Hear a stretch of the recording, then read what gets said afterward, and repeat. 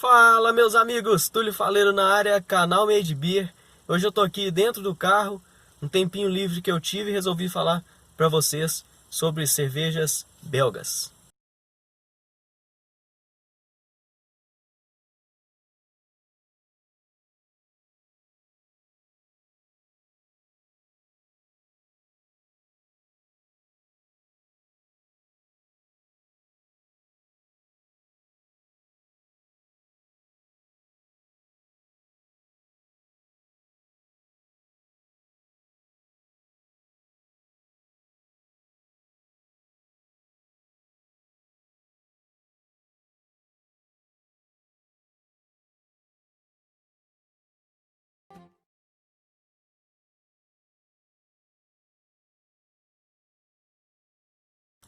Como muita gente sabe, eu sou um grande fã da escola belga, talvez é a minha escola cervejeira preferida. Fica em empate com a escola cervejeira americana, e a inglesa e a alemã eu deixo um pouco de lado. As minhas preferidas são a americana e a belga. Bom, falando um pouco de cervejas belgas, hoje eu estou até com um bonezinho aqui da Delirium Tremens. Tô aqui na faculdade, a aula terminou um pouquinho mais cedo, daqui a pouco tenho que buscar minha namorada. Nesse tempo livre, resolvi falar um pouco para vocês sobre cervejas belgas. Até ontem eu estava falando com um rapaz num grupo, explicando para ele o que são cervejas blonde, double, triple e quadruple. Ele me perguntou se a double era uma cerveja que tem 2 dry hops. Bom, acontece isso com iniciante, né? Às vezes o cara fica meio perdido e não faz nem ideia do que é. Esse vídeo então é para quem não sabe e para às vezes para quem sabe também ver a visão que pelo menos eu entendi ser a correta, né, sobre esses estilos aí. Coisa que assim é história, né? Então não tem como, não tem nenhuma prova do que são, que foi a origem desses estilos e tal. Existem várias teorias, mas vou falar para vocês a que eu acreditei e levo isso comigo. Bom, entre a história e a realidade, tem muita coisa também de realidade que a gente pode falar sobre essas cervejas, tipo de como elas são e tal. Então, pessoal, Blonde, Double, Triple e Quadruple são 4 cervejas belgas, juntamente com a cerveja, por exemplo, Witbier, que também é belga, e é de trigo. Então os belgas teriam a de trigo, que é a Witbier, e outras 4 cervejas que são consideradas cervejas de abadia. Por que cerveja de abadia? Porque antigamente, na Idade Média, essas cervejas eram feitas em mosteiros, por isso elas chamam cerveja de abadia. Elas foram criadas dentro de mosteiro. Bom, no contexto histórico, acredita-se que era feito da seguinte forma: fazia-se a braçagem, e aquele primeiro mosto que tira, que no nosso processo muitas vezes a gente vai juntar com o segundo e terceiro, às vezes, da lavagem para fazer uma cerveja só, eles separavam o primeiro mosto, que viraria a cerveja mais forte deles, que era a triple, não era a quadruple por enquanto. Daí lavava, fazia a primeira lavagem, a segunda água virava a double. E uma terceira água que eles passavam ainda ali para aproveitar ao máximo aquele grão, né, os açúcares e tal da abraçagem, eles faziam a blonde. Então o que eles faziam com essas 3 cervejas, as blondes, as doubles e as triples? As blondes eram as cervejas deles do dia a dia mesmo. Tomavam ali no dia a dia e tal, era a cerveja que eles costumavam beber assim, né? As doubles eram as cervejas para datas comemorativas, religiosas, né?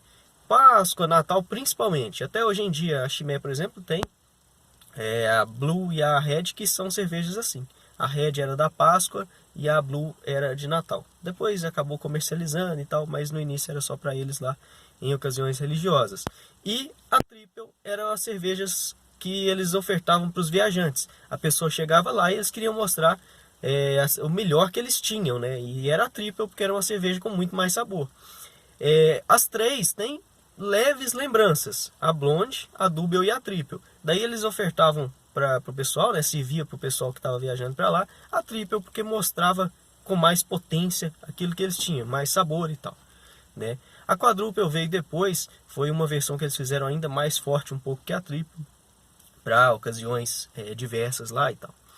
Bom, o que é uma blonde ale? A blonde ale, a gente pode comparar, muita gente inclusive chama de Belgian Pale Ale, a gente pode comparar com as Pale Ales. Pale Ale é um estilo originado Inglaterra, né? É um estilo inglês. Porém, das Pale Ales surgiram as APAs, que são as American Pale Ales, que levam lúpulos americanos. Daí ela fica com caráter de lúpulo americano. E tem as Belgian Pale Ales, que são as Blonde Ales, que é sinônimo, que leva levedura belga. Daí então ela é praticamente uma Pale Ale, que é inglesa, porém com levedura belga. Daí ela adquire mais caráter de levedura belga. Esterificaçãozinha leve, um leve dulçor, um amargor bem reduzido, tranquilo, né? Aquela cerveja que ela é mais maltada, que ela tem esterificação, um adocicado, um aroma levemente doce também. E o teor alcoólico reduzido, porque era cerveja do dia a dia deles, né? Conforme a APA também, sem fugir do assunto, mas a APA leva lúpulos americanos e por isso ela tem esse caráter lupulado e por isso ela é considerada uma cerveja americana, né? Que surgiu lá na Inglaterra como Pale Ale apenas, depois veio a Belgian Pale Ale, que é a Blonde Ale, e a APA. Da Blonde Ale, que é a mais levinha, ela sempre é clara. Ela é clara porque ela era a última água que passava, ela ficava clara e tal, e ela é uma cerveja mais tranquila mesmo. A Double já é uma cerveja um pouco mais escura que a Blonde. E a Triple é um pouco mais clara que a Double. Sempre assim. Então a Blonde é clara, a Double é escura, a Triple é clara, a Quadruple é escura. Notou que é um intercalado assim? É clara, escura, clara, escura. E no teor alcoólico a Blonde é fraca, a Double é médio-baixo, a Triple médio-alto e a Quadruple alto. Então você tem cerveja para todos os gostos. Entre essas quatro você tem cerveja pouco alcoólica e muito alcoólica. Você tem cerveja clara e escura para todo gosto, né? Se você quiser uma cerveja escura e alcoólica, Quadruple. Se você quiser clara e leve no teor alcoólico, Blonde. Se você quiser escura e leve no teor, a Double, né?